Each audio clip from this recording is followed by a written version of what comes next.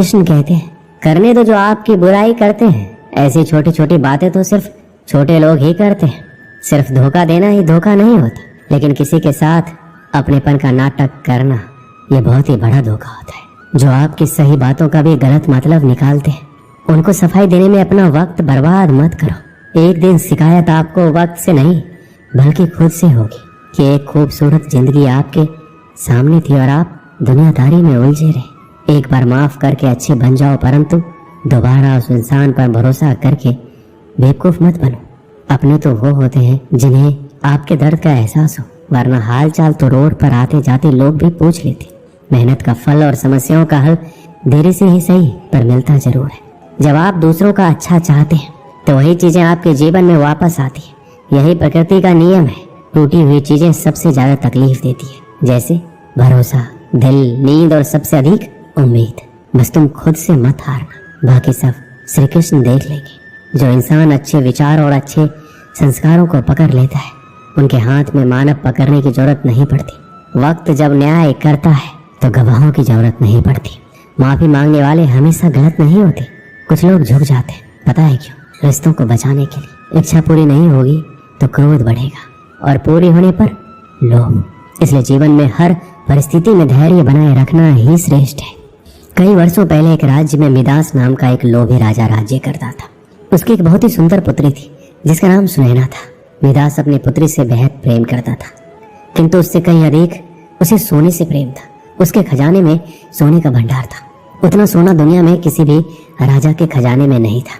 इसके बाद भी खजाने में जितना सोना बढ़ता, राजा मिदास की लालसा उतनी ही बढ़ती जाती। उसके दिन का अधिकांश समय खजाने में रखे सोने को गिनने में निकल जाता था। सोने के लालसा में अक्सर वो अपनी पुत्री को अनदेखा कर देता था। दिन पर दिन उसकी सोने की लालच बढ़ती जा रही थी और अधिक सोना प्राप्त करने के उद्देश्य से उसने एक बार अन्न जल त्याग कर ईश्वर की कठोर उपासना की। उसकी उपासना से प्रसन्न होकर ईश्वर ने उसे दर्शन दिए और मनचाहा वरदान मांगने को कहा। मिदास बोला, हे ईश्वर, मुझे वरदान दीजिए कि मैं जिस भी वस्तु को छूं वो सोना ही बन जाए। ईश्वर मिदास की लालसा समझ रहे थे। वरदान देने के पूर्व उन्होंने पूछा, राजन, क्या ये वरदान मांगने के पूर्व तुमने अच्छी तरह विचार कर लिया है? हे ईश्वर, मैं इस विश्व का सबसे धनी राजा बनना चाहता हूँ। मैंने अच्छी तरह से सोच लिया है, मुझे यही वरदान चाहिए। कृपया मुझे ये वरदान प्रदान कीजिए। तथास्तु, मैं तुम्हें वरदान देता हूँ कि कल सूर्य की पहली किरण के साथ तुम जिस भी वस्तु को छुओगे वो सोने की बन जाएगी। आशीर्वाद देने के उपरांत ईश्वर अंतर्ध्यान हो गए। राजा मिदास ये वरदान पाकर खुशी से फूला नहीं समाया। दूसरे दिन सोकर उठने के उपरांत अपनी शक्ति परखने के लिए उसने अपने पलंग को छूकर देखा। वह पलंग सोने का बन गया। मिदास बहुत खुश हुआ। दिन भर वह सुध बुध खोकर अपने महल के हर चीजों को सोने में परिवर्तित करने में लगा रहा। उसे भोजन तक का होश ना रहा। शाम तक वह थक कर चूर हो गया था। उसे जोरों की भूख लग गई थी। उसने अपने सेवकों को भोजन परोसने के लिए कहा। भोजन परोसा गया, किंतु ये क्या? जैसे ही उसने भोजन को हाथ लगाया वो सोने में परिवर्तित हो गया।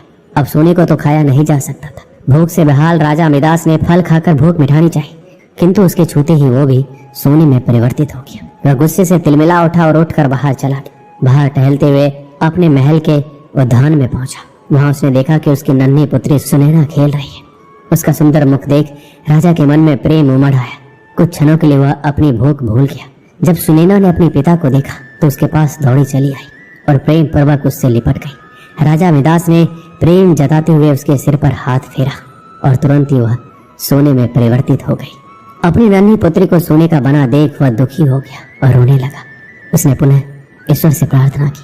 प्रार्थना सुनकर ईश्वर प्रकट हुए और उसने पूछा, राजन, क्या हुआ? अब तुम्हें क्या वरदान चाहिए? मिदास रो रो कर कहने लगा, हे ईश्वर, मुझे क्षमा करें। सोने की लालसा में मेरी बुद्धि भ्रष्ट हो गई थी। मैं ये वरदान मांग बैठा था, किंतु अपनी पुत्री को खोने के बाद अब मेरी आंखें खुल गई है। मुझे समझ आ गया है कि हर वस्तु अमूल्य है और उन सब में सबसे अमूल्य है मेरी पुत्री। भगवान, कृपया ये वरदान वापस ले लीजिए। मेरी पुत्री मुझे लौटा दीजिए। मैं सोने की लालसा त्याग दूंगा और अपना कोषागार निर्धनों और जरूरतमंदों के लिए खोल दूंगा। ईश्वर ने जब उसके पछतावे के आंसू देखे तो अपना वरदान वापस ले लिया। दूसरे दिन सूर्य की पहली किरण के साथ सारी वस्तुएं अपने वास्तविक रूप में आने लगी। राजा मिदास की पुत्री भी अपने वास्तविक रूप में आ गई। उसने अपने वचन के अनुसार अपना कोषागार निर्धनों और जरूरतमंदों के लिए खोल दिया। उसका लोभ खत्म हो चुका था। वो एक संतुष्ट जीवन व्यतीत करने लगा। इस कहानी से हमें क्या सीख मिलती है? धन महत्वपूर्ण अवश्य है, किंतु सर्वस्व नहीं। प्रेम, खुशी, संतुष्टि कभी भी धन से खरीदी नहीं जा सकती। इसलिए लोभ ना करें। लोभ का परिणाम हमेशा बुरा ही होता है। दोस्तों, इस वीडियो में बस इतना ही। मिलते हैं अगली वीडियो में। अपना ख्याल रखिएगा। जय श्री कृष्ण।